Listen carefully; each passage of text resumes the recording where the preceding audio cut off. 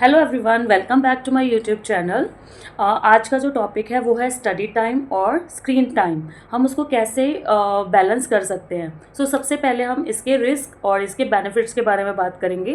Benefits देखते हैं कि क्या है। बेनिफिट्स यही है कि आज का जो टाइम है वो डिजिटल है। हर पेरेंट चाहता है कि उनका बच्चा बहुत आगे जाए, वो नई चीज़ें सीखे, है ना। तो वो कहीं ना कहीं बच्चे यूट्यूब से सीख सकते हैं, बच्चे गूगल से कर सकते हैं। तो बहुत सारी एक एआई हो गया है आजकल, जिसमें बच्चे कुछ भी अगर उनके दिमाग में क्वेश्चन है तो वहाँ से वो पूछ सकते हैं और बच्चे नई नई चीज़ें उसमें सीख सकते हैं। बेनिफिट्स हैं, ये नहीं है कि पूरा ही वो एक जो डिजिटल वर्ल्ड है वो बुरा है, लेकिन कुछ चीज़ें हमारे हाथ में होती हैं कि हम उसको बैलेंस कैसे करें।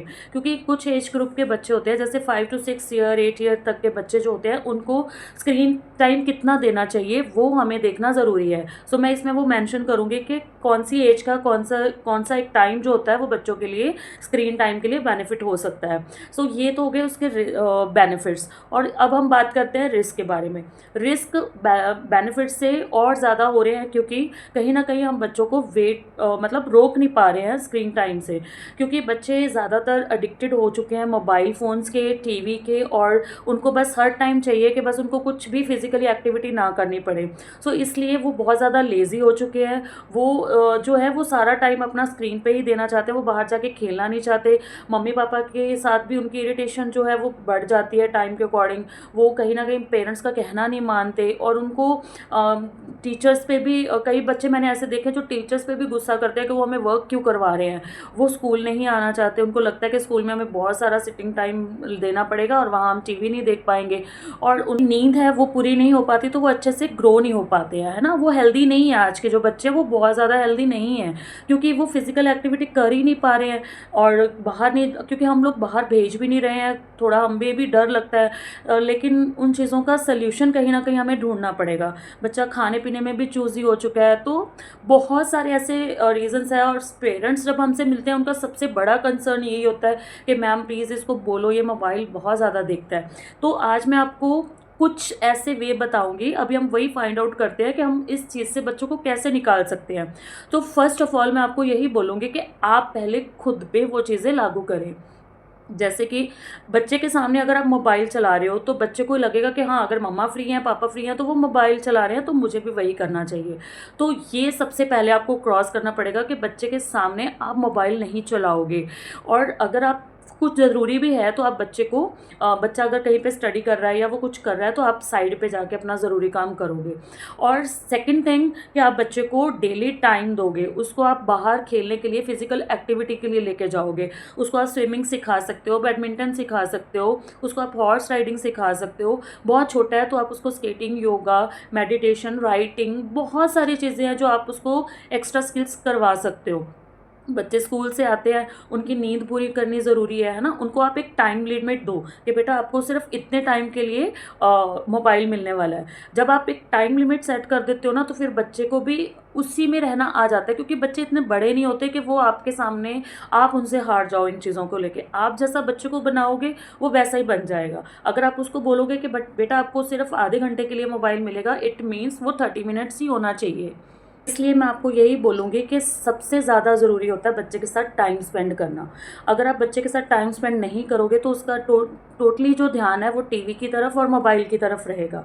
आपको चाहिए कि आप अपना काम से जल्दी से फ्री हो जाएं और बच्चे को बाहर लेके जाएं, बाहर प्लेग्राउंड में लेके जाएं। हम ठीक है, किसी के घर पे आजकल भेजना अवॉइड करते हैं, किसी के साथ भेजना भी अवॉइड करते हैं, बट हम एज ए पेरेंट खुद बच्चे को टाइम दे सकते हैं ना। तो आप लोगों को क्या चाहिए कि आप अपना काम अपने अकॉर्डिंग, अपने टाइम टेबल के अकॉर्डिंग अपना काम ख़त्म कीजिए, और उसके बाद आप उसको खेलने के लिए लेके जाइए, ताकि वो बाहर जाए, वहाँ जाके वो थोड़ी फिजिकल एक्टिविटी करे। 2 से 3 घंटे उसको डेली का फिजिकल एक्टिविटी बहुत ज़रूरी है। अगर आप वो नहीं करवाते तो बच्चा फिजिकली फिट नहीं होता। और सबसे ज़्यादा ज़रूरी चीज़ जो मैंने नोटिस किया अभी तक, वो ये है कि बच्चे नींद में होते हैं मॉर्निंग में जब भी स्कूल आते हैं।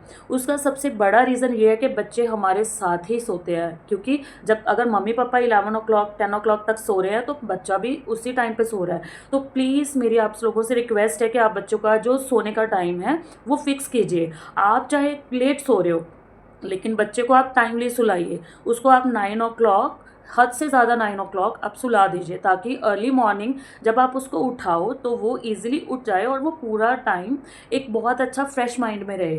क्योंकि जब बच्चा लेट सोएगा, जल्दी उठेगा, तो वो कहीं न कहीं प्रेशर में रहता है, उसको कुछ समझ में नहीं आ रहा होता। हम उसको कुछ कुछ करवाते रहेंगे लेकिन उसके दिमाग में कुछ भी नहीं आएगा, वो नहीं समझ पाएगा कि क्या चल रहा है, और वो क्लास में भी सो जाता है। ये मैंने बहुत सालों से नोटिस किया है, इसलिए मैं ये चीज़ आपको बोल रही हूँ। सबसे ज़्यादा ज़रूरी होता है बच्चों की नींद, तो वो आपने ज़रूर उनको टाइमली सुलाना है। मैं प्रेफ़र करूँगी कि आप बच्चों का जो रूम है वो हमेशा अलग रखिए, ताकि आप उसके रूम में उसको जाके अच्छे से सुला पाओ। बच्चे, अब देखिए फॉरेन कंट्रीज़ में यही होता है कि बच्चे को कभी भी मम्मी पापा के बीच में नहीं सुलाया जाता, या दादी दादा, ठीक है दादी दादा के पास सुलाने में कोई प्रॉब्लम नहीं है, बट बच्चे को एक अपनी स्पेस चाहिए होती है। आप उसको उसकी खुद की एक स्पेस दो, ताकि वो वहाँ पे अच्छे से अपने आप को ग्रो अप कर पाए, है ना। उसको अलग से सोना आए, उसको नींद पूरी करने आए। उसके रूम में बहुत अच्छा सा एक एनवायरनमेंट होना चाहिए जहाँ पे वो पीसफुली सो पाए, उसको कोई भी वहाँ पे शोर नहीं होना चाहिए। ये नहीं है कि जब सारे बैठे हैं, आप लोग टीवी देख रहे हैं, मोबाइल देख रहे हैं, पापा भी देख रहे हैं, मम्मी भी देख रही हैं, दादी भी, दादू सब, तो बच्चे को आप कह रहे हो कि आप सो जाओ, तो वो नहीं सोएगा। तो सबसे पहले ज़रूरी काम ये होता है कि हम अपने आप को चेंज करें। बच्चों के लिए स्क्रीन टाइम से उनको दूर करना कोई बड़ी बात नहीं होती, ये हमारे हाथ में होता है। लेकिन आपके हाथ में सबसे बड़ी चीज़ ये है कि आप उनको फिज़िकली एक्टिव बनाइए और अपना भी स्क्रीन टाइम कम कीजिए, ताकि हम बच्चों का स्क्रीन टाइम कम कर पाएँ। सो टीचर और पेरेंट्स मिलके इस चीज़ पे वर्क कर सकते हैं, है ना। आप उनको बोल तो देते हो टीचर्स को कि मैम आप प्लीज़ इसको बोलो कि ये फ़ोन कम देखे, लेकिन कहीं ना कहीं आप भी इसके ज़िम्मेदार होते हो, क्योंकि आपको लगता है कि मैं बिज़ी हूँ, मुझे काम करना है, तो चलो इसको थोड़ी देर फ़ोन दे देते हैं। वो थोड़ी देर कब बहुत ज़्यादा टाइम हो जाता है, किसी को पता भी नहीं चलता। सो प्लीज़ मेरी यही रिक्वेस्ट है, मैं इस पर और ज़्यादा आपको बातें शेयर करने वाली हूँ नेक्स्ट वीडियो में। ये वीडियो यहीं ख़त्म नहीं होगा, क्योंकि वीडियो काफ़ी ज़्यादा लंबा हो जाता है, इसलिए इसी के अंदर मैं आपको पूरी चीज़ें नहीं बता सकती। उनका बच्चों को स्क्रीन टाइम से दूर कैसे कर सकते हैं और उनको एक हेल्दी लाइफ कैसे दे सकते हैं, इसके बारे में हम और डिटेल में बात करेंगे मेरे नेक्स्ट वीडियो में। उसमें मैं इसमें और ज़्यादा डिटेल में आपको चीज़ें बताऊंगी। सो होप आपको कुछ चीज़ें इसमें से अच्छी लगेंगी, तो प्लीज़ आप कमेंट और शेयर ज़रूर करना। Thank you so much for watching my videos. Stay tuned. Thank you.